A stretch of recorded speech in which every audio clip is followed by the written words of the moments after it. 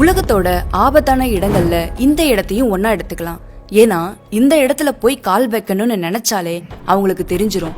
அடுத்த சில நொடிகளிலேயே பல அம்புகள் நம்ம மேல தாக்கப்படும். அதுக்கப்புறம் நம்மளோட கதை முடிஞ்சிருச்சுன்னே சொல்லலாம். அவங்கள பொறுத்தளவு குறைஞ்சது நம்ம பூமியில 3000 வருஷம் பின்னோக்கி இருக்காங்கன்னு தான் சொல்லணும். ஏன்னா இப்ப இருக்கிற டெக்னாலஜி, நம்ம மக்கள் எப்படி இருக்காங்க, இது எதுவுமே அவங்களுக்கு தெரியாது. நாம ஹெலிகாப்டர்லயோ இல்ல கப்பல்லையோ போய் அங்க ரீச் ஆகுறோம்னா அவங்க வேற யாரோ நம்மள தாக்க வராங்கன்னு நினைச்சு நம்மள முன்கூட்டியே தாக்கிடுறாங்க. அவங்களோட இடத்தையும் அவங்களுடைய இயற்கை வளத்தையும் அவ்வளோ பாதுகாப்பா பாத்துட்டு வராங்க. நம்மளோட வாழ்க்கை முறையில இருக்கிற மாதிரி ஜாதி, மதம், காசு, பணம், அரசியல் இது எதுவுமே அவங்களுக்கு தெரியாது. அதனால இந்தியன் ஆர்மி கூட அவங்களோட தீவுக்கு போக மாட்டாங்க. நம்ம வாழ்க்கையில இருக்கிற மாதிரி எந்த பொல்யூஷனும் இல்லாம சுத்தமான காத்த சுவாசிச்சு இயற்கை வளத்துல வாழ்ற இந்த மக்களை பத்தியும் அங்க எவ்வளவு ஆபத்துகள் இருக்கு அப்படிங்கறத பத்தியும் தான் நாம இன்னைக்கு பார்க்க போறோம். இத தனித்து விடப்பட்ட இந்திய தீவுனே சொல்லலாம். வடக்கு சென்டினல் தீவுங்கிறது அந்தமான் தீவுகள்ல ஒண்ணு. இது வங்காள விரிகுடாவுல இருக்க தெற்கு சென்டினல் தீவுல அடங்கும். பேரளவுல இந்த தீவு தெற்கு அந்தமான் நிர்வாக மாவட்டத்துக்கு சொந்தமானது. இந்திய யூனியன் பிரதேசத்தோட அந்தமான் நிக்கோபார் தீவுகளோட ஒரு பகுதி. வடக்கு சென்டினல் பவள பாறைகளால சூழப்பட்டிருக்கு. இங்க இயற்கை துறைமுகங்கள் கிடையாது. கடற்கரையை தவிர மற்ற தீவு முழுசு காடுகளால சூழப்பட்டிருக்கு. வடக்கு சென்டினல் தீவு இந்திய பெருங்கடல்ல இந்தியாவோட ஒரு பகுதியா இருந்தாலும் இங்க வாழ்ற பூர்வ குடிகளுக்கு இந்தியாவை பத்தியும் சரி, உலகத்துல இருக்க பல பகுதிகளை பத்தியும் கேள்விப்பட்டிருக்க மாட்டாங்க. இவங்களுக்கு ஜாதி, மதம், அரசியல், பணம், பேராசை இப்படி எதுவுமே கிடையாது. உலகத்துல என்ன நடக்குதுன்னு கூட தெரியாது.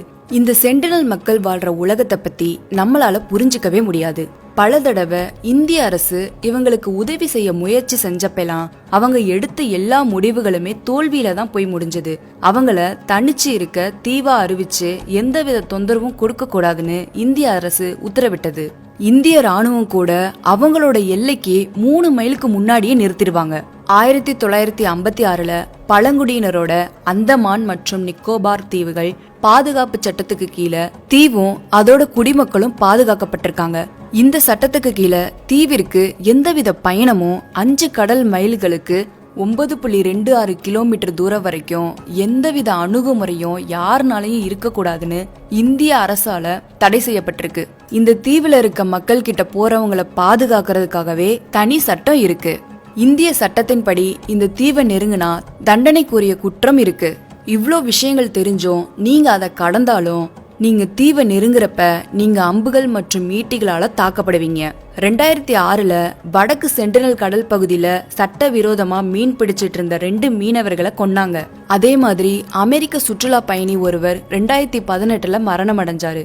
இந்த மரணம் தான் இந்த சின்ன தீவுல வாழ்ற தனிமைப்படுத்தப்பட்ட மக்கள் மேல உலகத்துல இருக்க எல்லாரோட கவனத்தையும் ஈர்த்தது. எந்தவித நாகரிக உலகத்தோடையும் தொடர்பில்லாம வாழ்ற பழங்குடி மக்களோட தொடர்பின்மைக்கு காரணம் என்னன்னா புவியியல். எப்படின்னா இந்த சின்ன தீவு முக்கியமான கப்பல் வழி தடங்களுக்கு அப்பால இருக்கு. அது மட்டும் இல்லாம ஆழமான பாறைகளால சூழப்பட்டிருக்கு. அதோட இந்திய அரசு இந்த தீவை பாதுகாப்பு பிரதேசமா வரையறுத்திருக்கு. இதனால இந்த மக்களோட தனித்துவம் இன்னைக்கு வர காப்பாற்றப்பட்டு வருது. அதே நேரத்துல கடந்த 200 வருஷங்களா இந்த தீவுக்கு வெளியாட்கள் போயிருந்தாலும் சந்திப்பு மோசமாவே இருந்திருக்கு. தீவு முழுசும் காடுகளால சூழப்பட்டிருக்கனால பழங்குடியினரோட சரியான மக்கள் தொகை தீர்மானிக்க முடியாது. அங்க எத்தனை பேர் இருக்காங்கன்னு கூட யாருக்கும் சரியா தெரியாது. 201ஆம் ஆண்டு மக்கள் தொகை கணக்கெடுப்பு படி இந்த தீவுல எத்தனை பேர் வாழ முடியும்னு அடிப்படையா மதிப்பீடு செஞ்சா வடக்கு சென்டினல் தீவுல 80 முதல் 150 பேர் வரையும் இருக்கலாம்னு நம்பப்படுது. அதே நேரம் இந்த எண்ணிக்கை அதிகபட்சமா 500 முதல் குறைந்தபட்சமா 15 வரை இருக்கலாம்னு கணிக்கப்பட்டிருக்கு. இந்தியாவில வங்காள விரிகுடாவில இருக்க அந்தமான் தீவுகள்ல இருக்க மற்ற பழங்குடியினரோட சென்டினல் மக்கள் மானுடவியல் ரீதியா தொடர்புடையவங்க. ஆனாலும் ஓங்கே மற்றும் ஜாராவா மாதிரி பிற அந்தமான் பழங்குடி குழுக்களால புரிஞ்சு கொள்ளவே முடியாத அளவுக்கு அவங்க நீண்ட காலமா தனிச்சு வாழ்றாங்க.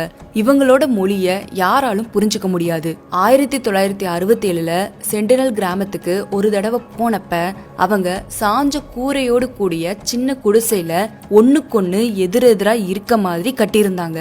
சென்டினல் மக்கள் தட்டையான மரத்துப்பை இயக்கி செலுத்துற கனமற்ற சின்ன படகுகளை பயன்படுத்துறாங்க. அந்த படகுல இருந்து மீன்கள், நண்டுகளை எல்லாம் பிடிக்கிறாங்க. பொதுவா அவங்கள வேட்டையாடுறவங்கன்னு சொல்லலாம். அவங்களோட வாழ்க்கை முறை அந்தமான்ல இருக்க பிற மக்களை மாதிரி இருந்தாலும் அவங்க தீவுல வாழ்ற பழங்கள், கிழங்குகள், கடற்பாசிகள், ஆமைகள், முட்டைகள், காட்டுப்பன்றிகள், பறவைகள் இதெல்லாம் சாப்பிட்டு வாழ்றாங்க. அவங்க வில், அம்பு, ஈட்டிகள், அப்புறம் கத்திகள் இதெல்லாம் எடுத்துட்டு போவாங்க.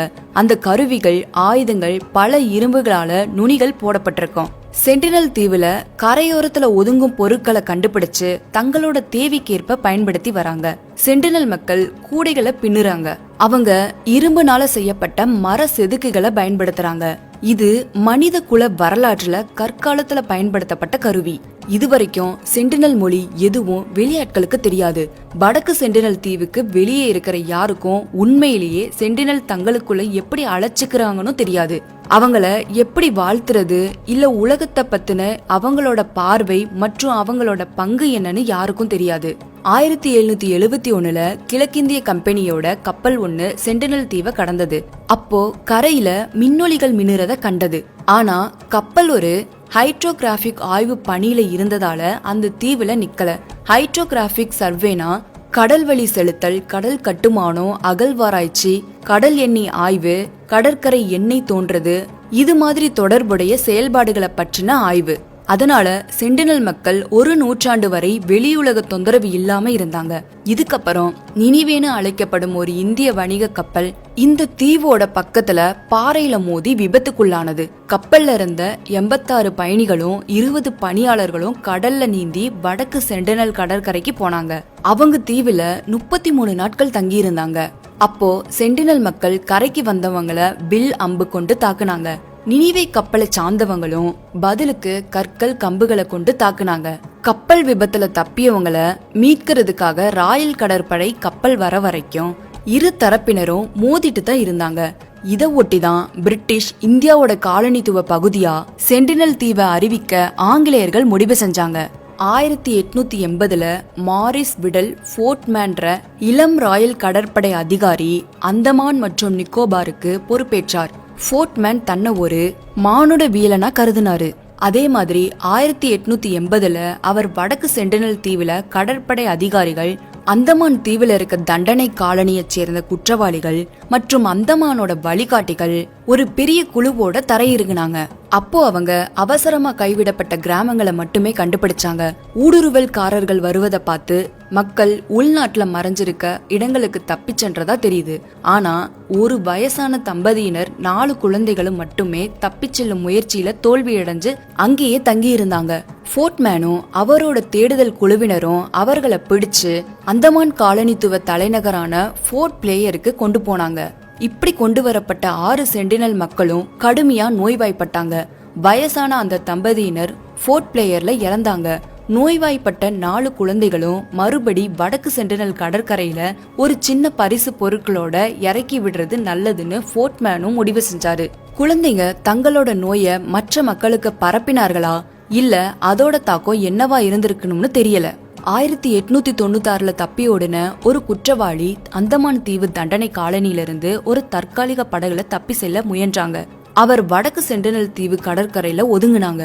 ஒரு தேடுதல் குழுவினர் சில நாட்களுக்கு பிறகு அவரோட தொண்டை வெட்டப்பட்ட நிலையில அம்பு காயங்கள் நிறைஞ்சு அவரது உடல்ல எச்சங்களை கண்டுபிடிச்சாங்க. இதுக்கப்புறம் ஆங்கிலேயர்கள் புத்திசாலித்தனமா சென்டினலை அமைதியோட விட்டுவிட முடிவு செஞ்சாங்க. நினிவே சம்பவத்துக்கு பின்னாடி 100 ஆண்டுகளுக்கு பின்னாடி இந்தியா அரசாங்கத்துக்கு கீழே பணிபுரியும் திரினோக் நாத் பண்டித் தலைமையிலான மானுடவியலாளர்கள் குழு வடக்கு சென்டினல் தீவுல தரையிறங்கியது. ஃபோர்ட்மேனை போலவே அவங்களும் அவசரமா கைவிடப்பட்ட குடிசைகளை மட்டுமே கண்டுபிடிச்சாங்க. பண்டித் மற்றும் அவரோட குழுவினர் துணி, மிட்டாய் மற்றும் பிளாஸ்டிக் வாளிகள் போன்ற பரிசுகளை விட்டுட்டு போனாங்க. இதுக்கிடையில 1947 இந்தியா சுதந்திரம் பெற்றது. வடக்கு சென்டினல் தீவு சட்டப்பூர்வமா ஒரு குழப்ப நிலையிலிருந்து 1970 தனிமைப்படுத்தப்பட்ட இந்த சின்ன தீவுக்கு இந்தியா உரிமை வழங்கியது. அதோட ஒரு கணக்கெடுப்பு கழிப்பழகிய கடற்கரையில பதிச்சது. இதுக்கு சென்டினல் மக்கள் கிட்ட இருந்து எந்த பதிலும் இல்ல. பண்டித்தும் அவரோட சகாக்களும் சென்டினலை தொடர்பு கொள்ள முயன்றாங்க. கடற்கரையில தேங்காய் மற்றும் பிற பரிசுகளை கீழே இறக்கி அவசரமா பின்வாங்கினாங்க. சென்டினல் மக்கள் பரிசு பொருட்கள்ல இருந்த உயிருள்ள பன்றிகளை பொருட்படுத்தல. அவங்க ஈட்டிகளை எரிஞ்சு பின்னாடி மணல்ல பன்றிகளை புதைச்சாங்க. பிளாஸ்டிக் பொம்மைகளையும் அப்படியே புதைச்சாங்க. ஆனா அவங்க உலோக பானைகள் மற்றும் சட்டிகளால அவங்க மகிழ்ச்சி அடைஞ்சதா தோன்றியது. அவங்க தீவுல வளராத தேங்காய்களை ரொம்பவே விரும்பினாங்க. இத்தகைய வெளியுலக வருகைகள் 1981 வரை அப்படியே இருந்தது. 1974 ஒரு நேஷனல் ஜியோகிராபிக் படக்குழுவினர் தீவுக்கு பக்கத்துல வந்தாங்க. குழுவோட இயக்குனர் தொடையில சென்டினல் மக்களால ஏவப்பட்ட அம்பு ஒன்று பாஞ்சது. நாடு கடத்தப்பட்ட பெல்ஜியத்தோட 3ஆம் லியோபோர்ட் மன்னன் 1975 ஒரு படகு பயணத்துல தீவுக்கு பக்கத்துல போனாங்க. அப்பவும் சென்டினல் அவரை அம்புகளால எச்சரிச்சாங்க. 1981 பிரிம்ரோஸ் என்று அழைக்கப்படுற ஒரு சரக்கு கப்பலோட 26 பேர் கொண்ட அவரோட குழுவினர் தீவுக்கு பக்கத்துல விபத்தால மாட்டிக்கிட்டாங்க. ஆனா இந்த தடவை மாலுமிகள் ஹெலிகாப்டர் மூலம் மீட்கப்பட்டனர். அதுக்கப்புறம் தீவுக்கு வந்த பார்வையாளர்கள் சென்டினல் மக்கள் தங்களோட கருவிகள் மற்றும் ஆயுதங்களுக்காக கப்பல்ல இருந்து உலோகத்தை கைப்பற்றினதா தெரியுதுன்னு சொல்றாங்க. அதே ஆண்டுல பண்டித்தும் அவரோட குழுவினரும் தங்களோட முயற்சிகளை முடக்கிட்டாங்க. மாதம் ஒரு தடவை தீவுல இறங்குனாங்க. 10 ஆண்டுகளுக்கு பின்னாடி பண்டித் ஓய்வு பெறுவதற்கு 1 வருஷத்துக்கு முன்னாடி அந்த ஒழுங்குமுறையும் விடாமுயற்சியும் பலனளித்தது. 1991 முற்பகுதியில் ஒரு நாள் தீவுவாசிகள் குழு ஒண்ணு ஆயுதங்கள் எதுவும் இல்லாம வெறும் நெய்யப்பட்ட கூடைகள் மற்றும் தேங்காய்களை வெட்டுறதுக்கு பயன்படுத்தின கருவிகளை பெறுவதற்காக கடற்கரைக்கு வந்தாங்க. அப்போ முன்னாடி விட வெளியாட்களோட நெருங்கி பழகுனாங்க. அந்த நாள்ல பிற்பகுதியில மானுடவியலாளர்கள் திரும்பி வந்தப்ப கடற்கரையில 2 டஜன் சென்டினல் மக்கள் நிற்பதை கண்டாங்க.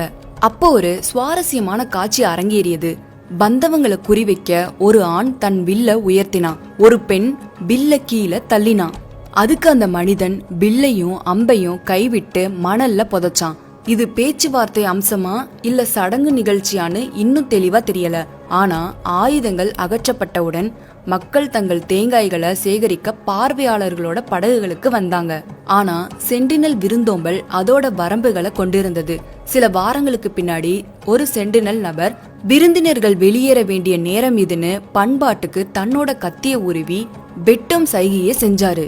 நாம அவங்களோட விருப்பத்துக்கு மதிப்பளிக்காம அவங்களோட எல்லைக்குள்ள நுழைய முயன்றாலோ இல்ல வசதிக்காக ரொம்ப பக்கத்துல போனாலோ அவங்க நம்மள புறக்கணிப்பாங்க. அவங்க கடைசி முயற்சியா அம்புகளை எய்வாங்கன்னு பண்டித் இந்தியன் எக்ஸ்பிரஸ் நாளிதழ்ல தெரிவிச்சாரு. தீவு வாசிகளுக்கும் மானுடவியலாளருக்கும் இடையிலான மெல்லிய நட்பு தேங்காய் கையூட்டுகளுக்கு அப்பால் நகரல.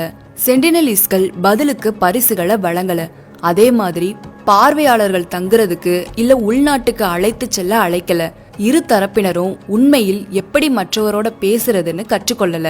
இறுதியில இந்திய அரசாங்கம் 1996 மானுடவியலாளர்களோட வருகையை நிறுத்தியது. 2004 சுனாமிக்கு பின்னாடி இந்திய கடலோர காவல் படையின் ஹெலிகாப்டர்கள் தீவுக்கு மேல பறந்தப்ப சென்டினல் மக்கள் நல்ல நிலையில இருக்கிறத கண்டாங்க. பில் அம்புகளால ஹெலிகாப்டரை தாக்க கொஞ்சம் கூட தயங்கல. ஓரிரு ஆண்டுகளுக்கு பின்னாடி 2006 ஒரு இந்திய படகு கரையோரம் போனது. சென்டினல் மக்கள் படகுல வந்த மீனவர்கள் இருவரையும் கொன்னு எச்சங்களை புதைச்சாங்க. 2018 சென்டினல் மக்கள் அமெரிக்க சுற்றுலா பயணி ஜான் ஆலன் சங் தங்களோட தீவுல காலடி எடுத்து வச்சு கடற்கரையில நின்னு பாடல்களை பாடியதை விரும்பல. அவங்க அவரை 2 முறை விரட்டி அடிச்சாங்க. ஆனா அவர் 3வது முறைய கரைக்கு வந்தப்ப அவங்க அவரை கொன்றதா நம்பப்படுது. 2006 2 இந்திய மீனவர்களுக்கு செஞ்சது போலவே அவரோட உடலையும் புதைச்சு விட்டதா தெரியுது. இந்திய அரசாங்கம் இப்போ சவ்வின் உடலை தேடுறத நிறுத்தி இருக்கு. இந்த சம்பவத்துக்கு அப்புறம் பாதுகாப்பு பற்றிய விவாதத்தை தூண்டி இருக்கு. பண்டித் அவர்களை அப்படியே விட்டு விடுவது நல்லதுன்னு வாதிட்டாரு. சென்டினலிஸ்ட் வெளியுலகத்தோட தொடர்பு கொள்ள விரும்பல. எப்பவும் அவங்க தாங்களாவே நன்றாக இருக்காங்கன்னு தெளிவா புரியுது. இந்திய அதிகாரிகள் மக்கள் தொகை கணக்கெடுப்புக்காக தீவுக்கு தொடர்ந்து வராங்க. கடைசியா 2011 வந்தாங்க. உலகத்துல இப்படி தனித்து வாழ்ற மக்கள் கூட்டம் ரொம்பவே குறைவு. இவங்கள பத்தி நாம தெரிஞ்சுக்கணும்னு நினைச்சா மனித குல வரலாறு எப்படி நடந்திருக்குங்கிறது யூகிக்க முடியும். சென்டினல் மக்கள் தங்களோட பிரதேசத்தை பாதுகாக்க விரும்புறாங்க. உலகத்தோட தொடர்பு கொள்ள அவங்க விரும்பல. அவங்களோட வாழ்க்கை முறைகள் வரலாறை பற்றி தெரிஞ்சுக்க விரும்புறத விட அவங்கள அப்படியே விட்டு விடுறது தான் நல்லது. உங்களுக்கு இந்த வீடியோ பிடிச்சிருந்தா லைக் பண்ணுங்க, கமெண்ட் பண்ணுங்க, உங்க ஃப்ரெண்ட்ஸ் எல்லாத்துக்கும் ஷேர் பண்ணுங்க.